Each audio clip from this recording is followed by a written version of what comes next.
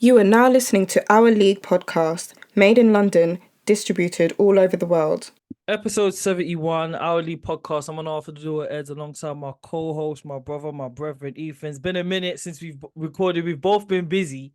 You know what I'm saying? I've been doing uni stuff, fucking traveling. Ethan moved house. What was it saying, bro? Yeah, it's been a busy couple of weeks, to be fair. A lot of furniture shopping, a lot of building furniture as well. But yeah, it's been good. It's been very good. It's been nice to have our own sort of space, having people over also to sort of introduce them to our new home, and they've been very positive of the place and very quite like that they gave us congrats and they have loved also the place. They've really appreciated how it's really turned out in the last couple of weeks, really, because it literally was boxes upon boxes upon boxes, and we've kind of turned it around quite quickly in terms of the living room's pretty much set up. I'm currently sitting in the living room. Nice. But yeah, the sofa's here, the TV's up. The bedroom's nearly done, but yeah, it's a lot of work still, but yeah, it's coming together. When you do like furniture shopping, like, cause I've had friends that have like moved to their own places and stuff, and they say like sometimes you do furniture shopping, they don't come for like 6 weeks. Like there's just like a backlog and stuff. Or was you lucky, or did you get yours like instantly? We were quite lucky, so we got as soon as we got the move-in date, we went to I want to say it's SES, the sofa shop, and we booked in to get it for the following Monday, and it worked out pretty well. But also, we didn't have the sort of measurements. So the What do you mean? What, for the living room? For the doors. For the living room. So we took a kind of a gamble, and once we realised when we got in, we were like, "This ain't gonna fit." So we called up, reorganised, and they said they can get it sent for tomorrow. So everything kind of fell in our laps quite well. We were quite lucky with a lot of situations. The bed frame itself took about, I want to say, a week or two. So we were sleeping on the floor on the mattress. So, yeah. But that wasn't much of an issue. I think once you've got everything else sort of sorted out, the sofa was the main thing, I think, for us anyway. We've got a lot of the other furniture up anyway, but yeah, the sofa was a bit of a touch and go. We were like, should we buy it? Should we not? Should we wait until we're in there? Yeah. But we were quite impatient, and we just went for it, and then realised the measurement didn't set up. But the sofa itself is quite nice. The sofa itself is really nice. How are your neighbours? Our neighbours are good. So at one side we can't hear them, because we're in a terraced house. So at one side we can't hear, and then Mary on the other side. Man said Mary. I know this is it. We live in a sort of old sort of. We live in sort of an old street, so a lot of people are quite Mary, quite God bless nice. her. So Mary's really quiet. Bless her. Won't hear her, and she's also got a hearing aid in, so she doesn't necessarily shout. Well, she don't live with anyone, so yeah, she's good anyway. She's really nice. But yeah, no, our street seems quite nice.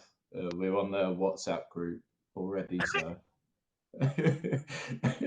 it's one of those things we're all just everything's just hit us at once, like just all the adulting, like even just talking to neighbours, the bin days, bin days, yeah. Trying to immerse yourself in the community is like, oh, okay. So is it predominantly older people on your road, yeah? On our street, yeah, it seems to be, but yeah, it's quite quiet. It's a nice area. Everything's been nice. The high street is really nice, quite diverse, which we needed, because where Victoria's mum and dad's, it's kind of quite a predominantly white area. Very old as well. So it's nice to come to this side and be kind of welcomed a bit more. So, okay, that's cool then, man. And then in terms of What was that first day like when you're like, "Raw, I've actually got my own place"? Like, what was that feeling like? It did. You know me. Like, I don't really. I don't know how to deal with my sort of emotions towards like Yeah, sort of. You know, when you get gifts at Christmas time.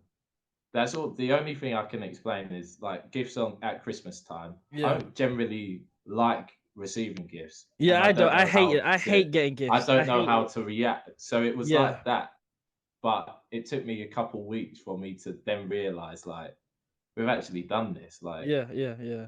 we've actually done this now. I was like, it was like a bit of a whirlwind. I think it hit me quite later on. The same as Victoria. I think she realized because were in the motion of just sort of we need to do this, that. We didn't really have time to sort of collect our thoughts and Mm. sort of take it in. But yeah, now we're realizing, and now it feels like, wow, this is a big achievement, and we've actually done it at such a young age, because a lot of you see your friends and you see a lot of your mates that are renting places and they have no sort of savings there. So to have done it, it's big achievement. So yeah, I'm happy we've done it now. Yeah, especially because you lot was living by yourselves, did the sacrifice, and then now you I got know. your own place again. But it was worth it though, man, because that's what you wanted at the Yeah, end of the day. Do you definitely know what I mean? worth it. You put your mind to it, and now you got your own place. Yeah. You're saying barbecues in the summer for you, then, isn't it? You know what I'm Yeah, saying? no, that's Gonna it. be at yours. The house gatherings are happening in the summer. That's it. I think in the next couple of weeks we'll see how everything goes. But yeah, we'll definitely do a gathering fairly soon. Next thing you know, you got a golden Labrador, bruv. Bloody hell, mate. I mean, that's it. That's always the thing now. So in relationships, there's always steps to get ticked off. So the house was a big thing to get ticked off, and I know Yeah, Victoria's been pestering about a dog. So the next thing probably is going to be a dog now. that is crazy. You're actually growing up, my boy. For real, for real. And You're actually growing up for real. And you're also I ain't seen you since we ain't spoken since your birthday as well. How was that, bruv? I know. Yeah, that was yeah. Oh God, that's what I'm saying. Time is just flying by. Flying, Yeah, flying. my birthday was good. To be fair, we came down to London, so it was all a surprise from Victoria. I had no clue what she was doing. I don't really celebrate my birthday that much. Yeah, yeah, It's yeah, one of yeah. those like I'll have a din. I'll go out for dinner with family and friends, and that's it. But yeah, she organised the whole thing. So we ended up in Covent Garden, went Nice. to a went to get some food, and then on the in the afternoon we went to Stamford Bridge for a Oh, tour, nice. which I've done before, but it was nice to do it whilst I haven't done it since they've won the Champions League. So to go and see the Champions League trophies and to Is it big? but I mean it's small. It is a small stadium. It is a No, no, very no, small no. The stadium. trophy, the trophy. Oh, the trophy itself is massive. Yeah, it is Yeah, massive. it looks And big. to have Yeah, two of them is quite nice. that's nice. That's nice, isn't it? But That yeah, is no, nice. it's a nice day to go and have a day out in London, and yeah, it was really nice. Taught some NFL because it's been NFL free agency. Baltimore Ravens signed Derrick Henry. I think 2-year deal. To be honest, even though he played for like a rival team, that was someone I always thought to myself, this guy looks like a Baltimore Raven the way he plays and Yeah, stuff.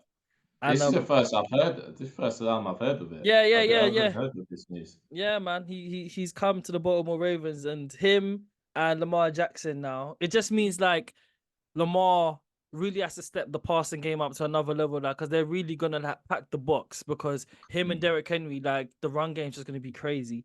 Re-signed my main man Nelson Aguilar, who actually did all right for us last season.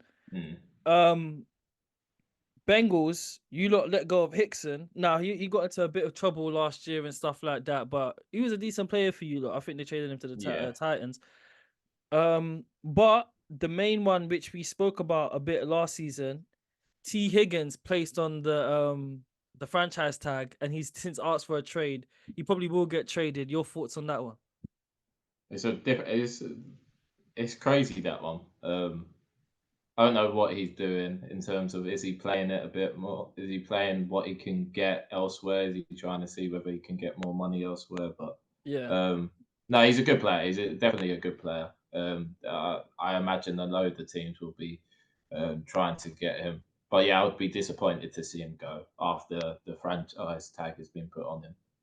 That's the one thing I don't like about the NFL. Like, guys either have to take pay cuts to stay on a team, or like you're a team, you do all your due diligence and drafting a guy, developing the guy, scouting all that stuff, but because of the rules, you can't keep the guy. Same with the NBA. That's one thing I'm not in favor of. Whereas I feel like football, even though football, they said they are gonna start putting in a salary cap to like make parity and stuff.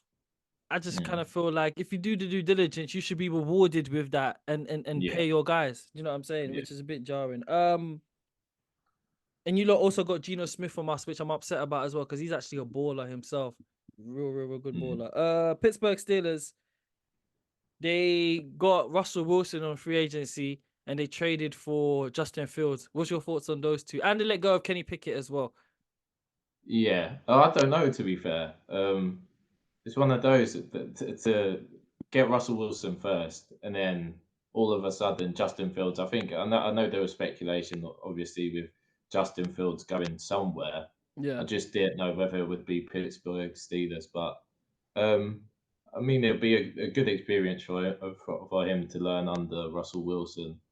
But I would want to see him starting. To be fair, I do want to see him starting for Pittsburgh. So we'll see who gets that starting QB spot. But yeah, to be fair, it is a good sort of.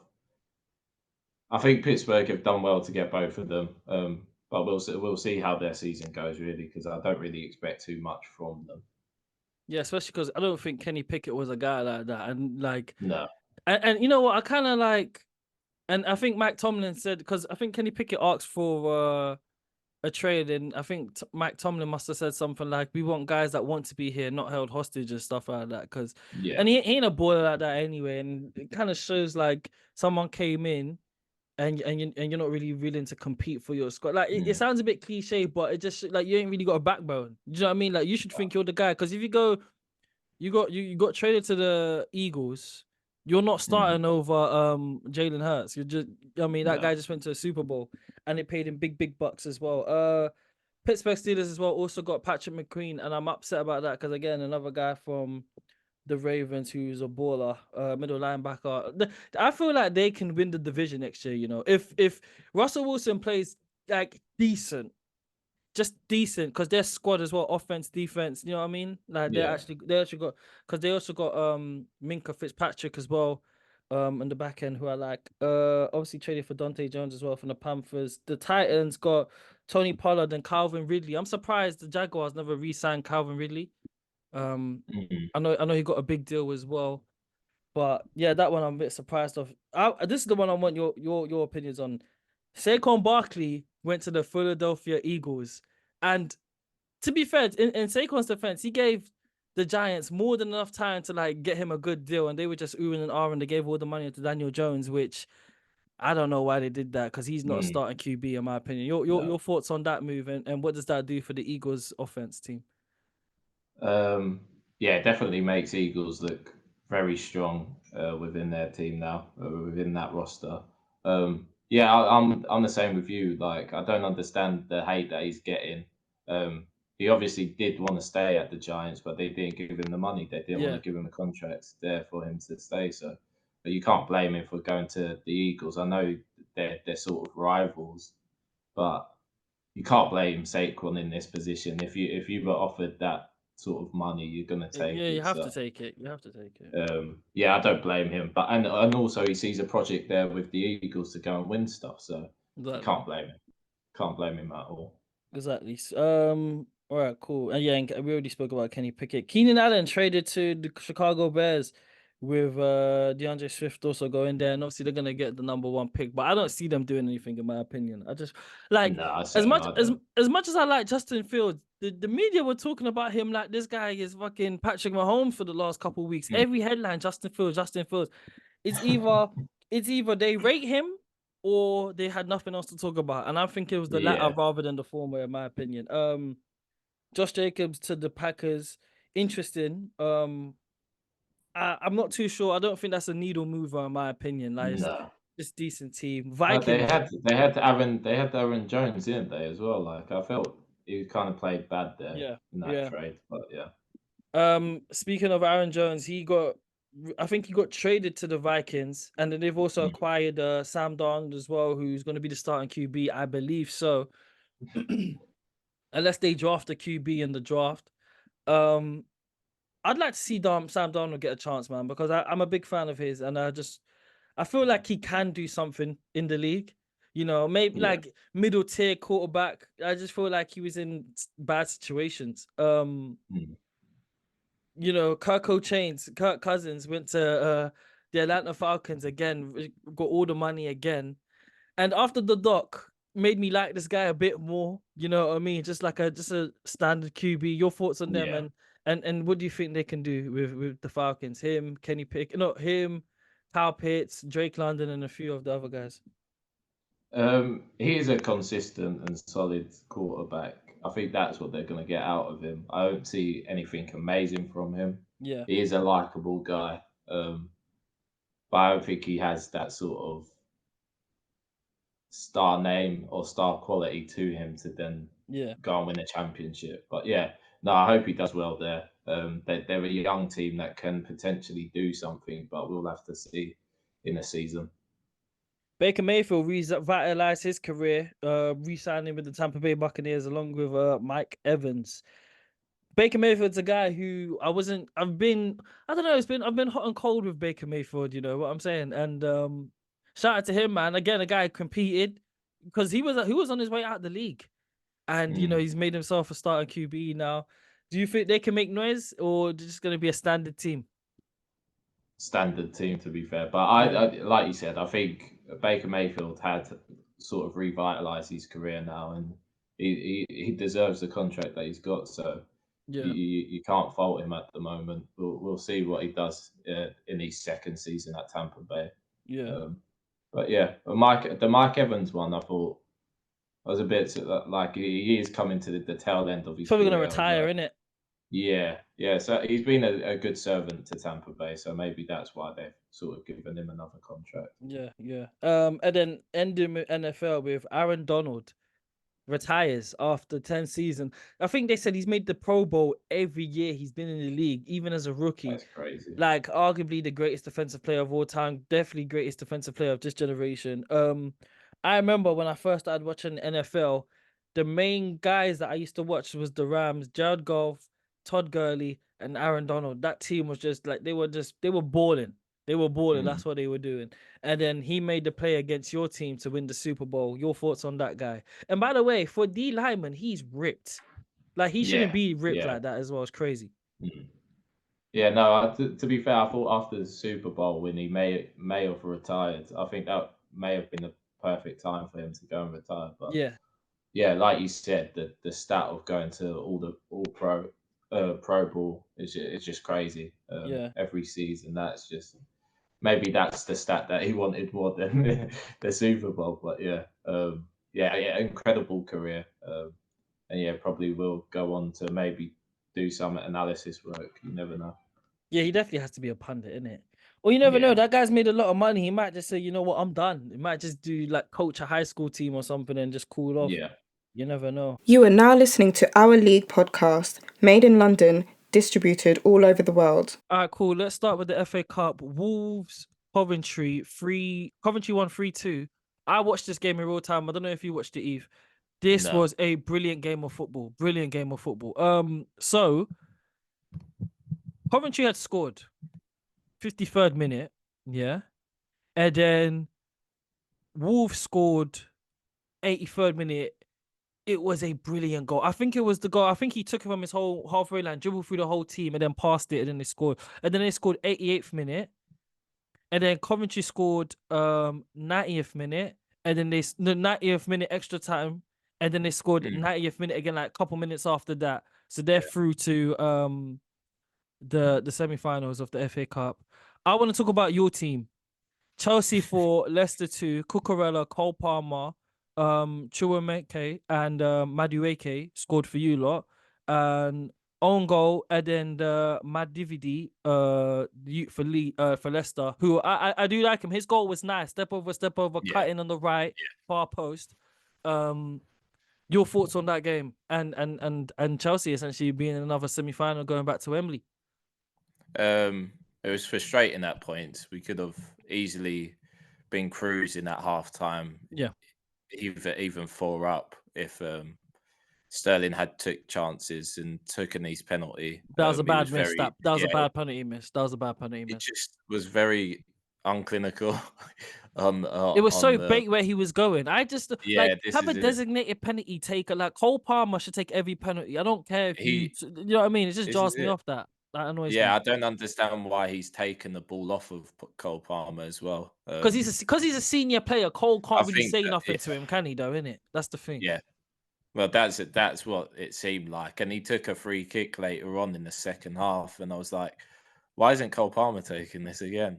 But I think Sterling was trying to make up for his mistakes, and he was making more mistakes. So it was Forcing one it. of those you could, he was forcing it too much in the game, and you could tell at the end. I think a lot of Chelsea fans were really frustrated with him and Yeah. Pochettino also. But it was good to win. We've got the win, but I was very disappointed because we could have been a bit more clinical, and we could have comfortably won that game. As I said, 4 or 5 up in the first half. So. Yeah, Leicester are a good team. Leicester are a very good team. They wanted to play open football. They didn't want to sit behind the ball, and like a championship team shouldn't really be doing that against a Premier League team. But they're not been that good. They're a championship team, but they're not a championship team. Like, they're coming right back up. They're coming right back up as they should. But they've been struggling though of recent. So yeah. we will see what happens with them in the championship. But no, they're a very good team, and it was a good game. But yeah, like I said, we should have won comfortably. Yeah. And in terms of like Poch, like I know at the start of the season, a lot of the fans weren't happy with him. But he's come back and said, "Look, we're going back to Wembley again." Is he starting to get an idea of his best squad, do you think? Or do you think it's still like way too many? Because you've got a big squad, man. Like you've even got man like Fofana at Burnley scoring goals, and like you've got guys left, right, centre on loan, like doing their thing. Like you think he still doesn't have an idea what his best starting? It doesn't help that Nkuku's injured still, and stuff like that. You think he still hasn't got a clue, no? Yeah, I still don't think he has a clue of what his starting lineup is. Also, what sort of formation he wants to play every game.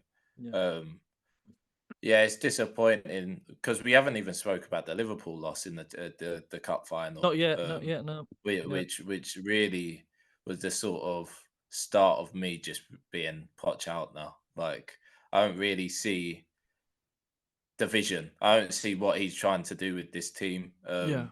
I know against the bigger teams we do tend to pull a performance together, but against the smaller teams that we should be winning, we've got a loss of sort of identity at the moment at Chelsea, and it's tough to watch to have been brought up on us winning trophies every season. Yeah. And even another semi-final, to me, I'm seeing we're not winning it. We're not winning it at all. So it's another season where we haven't won the trophy. So I don't see the growth in this team at the moment, but we'll see. We'll see where we get in the league and see whether we get European football at the end of it. But Pochettino isn't that guy for the next step of sort of building this project, because the project has been reinstated every time that we're building the project here. We're building the project. But I don't think Pochettino's that guy for the project. So you just said a big statement, Poch out. That's how you feel in your heart of hearts. And do you think that's how a lot of Chelsea fans feel as well? Like, get this guy out the building. Yeah. It's just also the injuries as well, like you just mentioned before. And Nkuku, there's some of these injuries are like just very. They don't seem like injuries. They're like a little tap on the ankle, or like it doesn't. In his defense, you brought Nkuku injured. You know what I mean? Yeah, in his defense, exactly. And I don't even think that was his signing, was it? So I can't really blame him for that. But Lavia, you said Lavia. He's talking badly about a lot of players at times, and I don't think that sort of helps the cause at all. So I am Pochettino out at this point, but let's see if he proves me wrong. I doubt he will at this stage of the season because, I mean, the FA Cup is the only thing really going for us at this moment in time. Yeah, I think he's gonna put all his hats into that. To be honest, Man City 2, Newcastle 0. Bernardo Silva, sorry. With 2 nice goals on their behalf. Man City again through to another semi-finals. Not much to talk there. The game of the weekend though, Manchester United 4, Liverpool 3. Did you watch this game? Yeah, I watched this game. Yeah, Big game. Your thoughts on it? Your it was thoughts on it? Yeah, what a game. Liverpool really started really poorly. I didn't think they got into the game straight away. A lot of injuries on them, though, and a lot of injuries. Yeah, a lot of injuries, but they still had a sort of strong team. Squad. They had Salah, they had Nunez, they had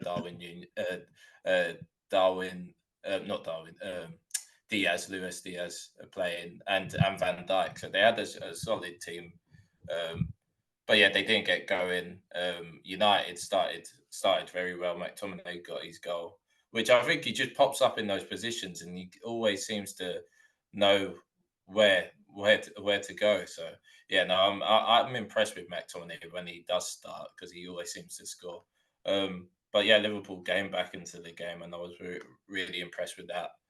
But yeah, no, it's just United does just a weird team. They really do against the big teams. They always seem to pop out of nowhere. Like it's really, they really confuse me. They haven't got a style of play. They just counter-attack football. But because they've got and when I say they've got athletes, I mean everyone in the Premier League is an athlete. But what I mean by that is they've got guys that are just fast. They've just got fast players. So once they get the ball and everyone's on the edge of their box, whether it's a lot of the time the play goes through Garnacho. Yeah. And this guy's only like 18, 19, but he's there. Him and Bernardo Silva, and I would say him more than Bruno, are their main playmakers because like Bruno gets the ball in the spaces in the pockets and he creates, whereas Garnacho, for the most part, he'll get the ball from his box, leg it, and then chill, waiting for either Rasmus Højlund or Rashford or even Amad Diallo, one of those guys, and then he's gonna lay the pass, and then their style of play is very basic style of play. So I understand where the fan base gets annoyed, but I think Ten Hag just saved his job. To be honest with you, I think if he gets to the final and wins, he stays. Yeah. No, it could be a repeat now as well with City and United in another FA Cup final. But United. To be fair, United for me, I would put them as favourites to possibly winning the trophy at this moment in time because, like I said, against the top teams, they sort of always seem to turn up, and they're so unpredictable. So yeah, no, like you said, they've got so many sort of wingers. Yeah. I think Diallo needs to get his chance now after that goal as well. I think the red card was a bit of one of those. I was like, oh, that's don't do it. Don't do it. Yeah, don't do it. But he was always going to do it. He's been very frustrated at the moment as well. I think he's been posting a lot about wanting to go back to Sunderland because he hasn't been given a lot of gaming time, and he proved Ten Hag wrong as well that on Sunday. Yeah, Rashford's goal was a nice goal because that pass was a bit behind him. He had to take it. It was first time shot. He took it in it. Was the first time shot. Yeah. Because the ball was behind him. He had to slow a bit and then put it right in the corner. Man like Anthony, the 90 million pound man, scored the goal. Donny started crying and that. But I'm so sorry. He's so mid. Like, I don't want to hear no one say to me he's a baller. No, he's not a baller, bruv. He's a guy that you lot overpaid for. I'm so sorry. Sorry. He's not a baller.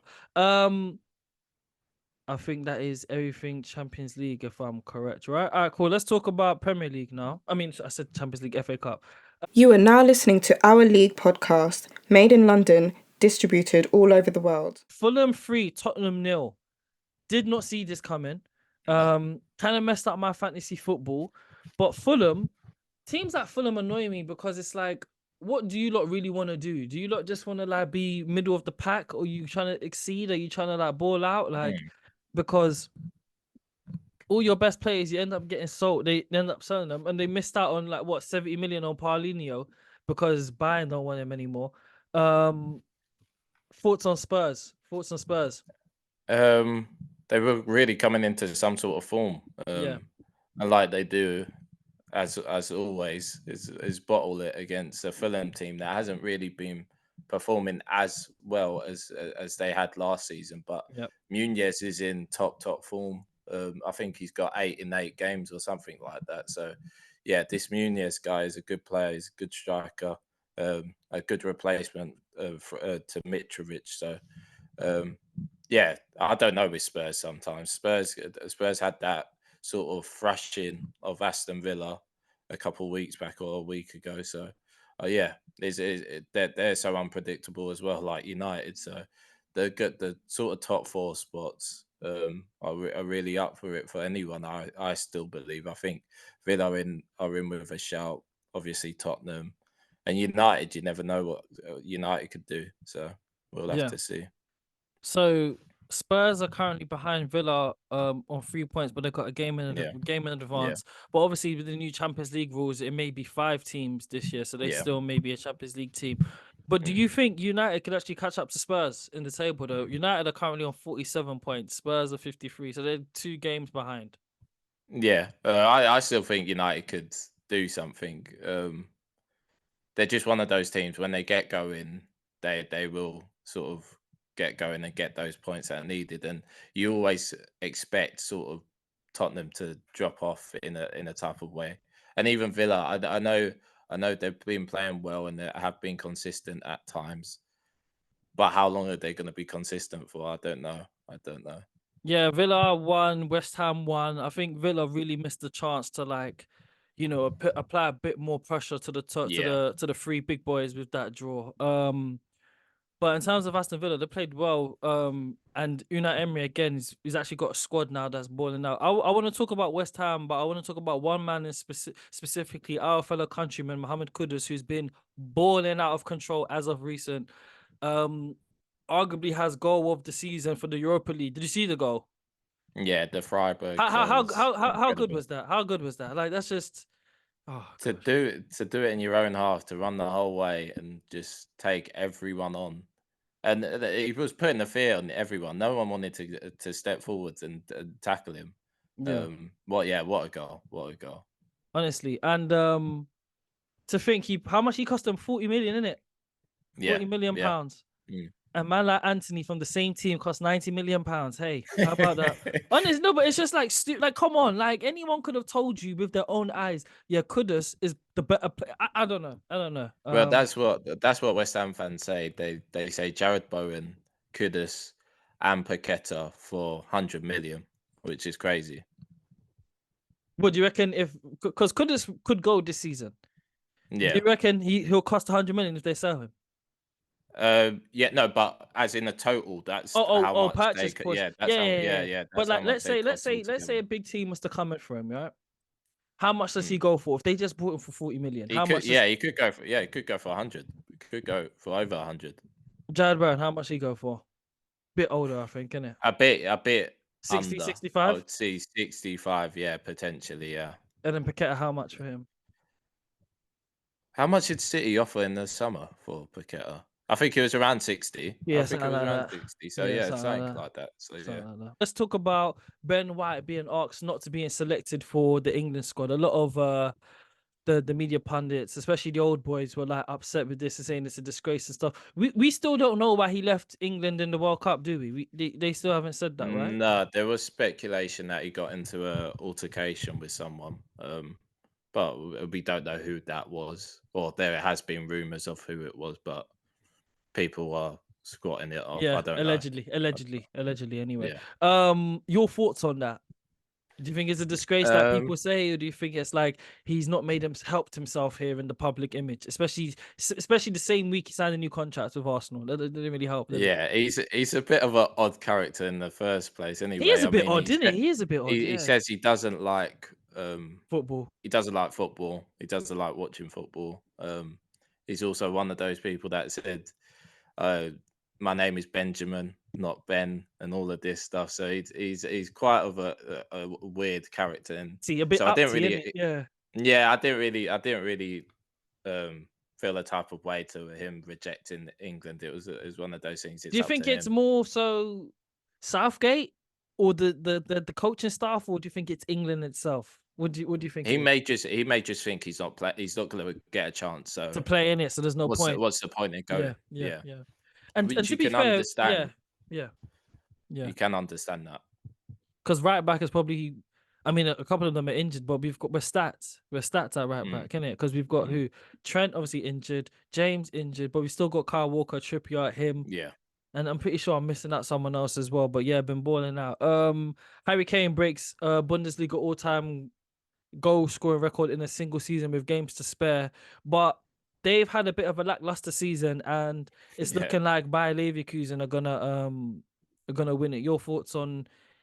I mean, his transition to there, because they've still got a good team. I personally think they're gonna win Champions League. But yeah, what's your thoughts on those boys?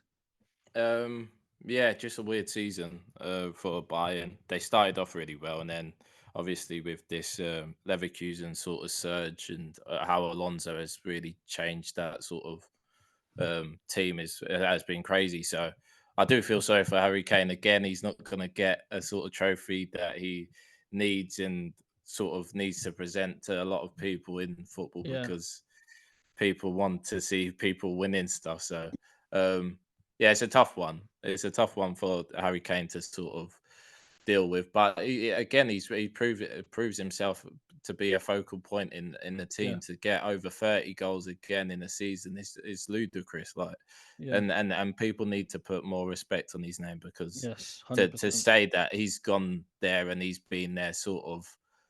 He's the reason why they haven't won a league because he's an unlucky token or whatever this sort of thing.